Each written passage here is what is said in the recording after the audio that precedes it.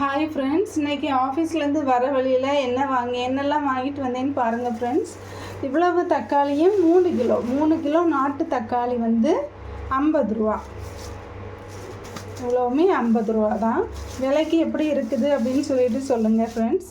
அதுக்கப்புறம் இதுக்கு முன்னாடி ஒரு 2 டேஸ்க்கு முன்னாடி என்ன ஆச்சுன்னா, நான் வேலைக்கு போகும்போது காலையில் இந்த பூண்டு வந்து 1 கிலோ 100 ரூபான்னு சொல்லி போட்டுட்ருந்தாங்க.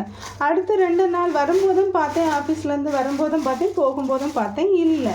ஐயோ, அப்போ மிஸ் பண்ணிட்டேனேன்னு சொல்லி நினச்சிட்டு இருக்கும்போது இன்றைக்கி இந்த தக்காளி வச்சுட்டு இருந்தவங்க தான் என்ன பண்ணியிருந்தாங்கன்னா, இந்த பூண்டும் வச்சுருக்காங்க. அப்போ நான் அந்த பூண்டு எவ்வளோ வேணான்னு கேட்கும்போது என்ன ஆகிட்டுன்னா, பூண்டெல்லாம் தீர்ந்து சின்ன சின்ன பூண்டுகள் மட்டும்தான் இருந்துச்சு.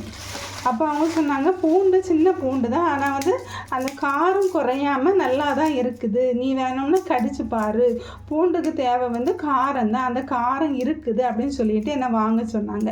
அப்போ அது வாங்கி பார்த்தாலும் நல்லா தான் இருக்குது. இதை என்ன பண்ணுவேன்னா, நான் தனித்தனியாக இப்படி ஒவ்வொன்றா பிரித்து எடுத்து வச்சுருவேன். அப்போ வந்து நமக்கு இப்படி பார்த்தா உடனே ஒரு மாதிரி அசிங்கமாக இருந்த போல் இருக்காது. இவ்வளவும் 1.5 கிலோவும் எவ்வளோ ரூபாய்க்கு தந்தாங்கன்னா 50 ரூபாய்க்கு தந்தாங்க. அப்படி இவ்வளவும் 3 கிலோ தக்காளியும் 1.5 கிலோ பூண்டும் சேர்த்து மொத்தம் 100 ரூபாய்க்கு வாங்கிட்டு வந்தேன். இந்த விலை வந்து இதுக்கு எப்படி இருக்குதுன்னு சொல்லுங்கள் ஃப்ரெண்ட்ஸ்.